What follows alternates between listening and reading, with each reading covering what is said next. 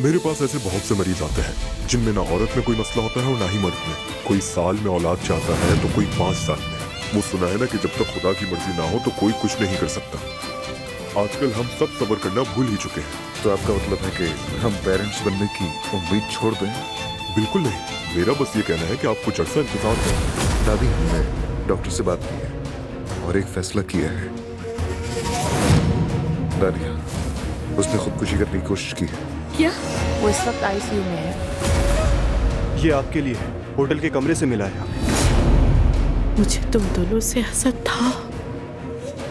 मैं ये भी नहीं झुठलाती कि मैं तुम्हारी जगह होना चाहती थी, मगर कभी तुम्हें तकलीफ पहुंचाना नहीं चाहा। मेरी दुआ है कि तुम माँ बनो, तुम्हारी बेटी हो और उसका नाम ईशा हो। अगर मुझसे कोई गलती हुई हो जो अब मुझे याद भी ना हो तो मुझे माफ कर देना।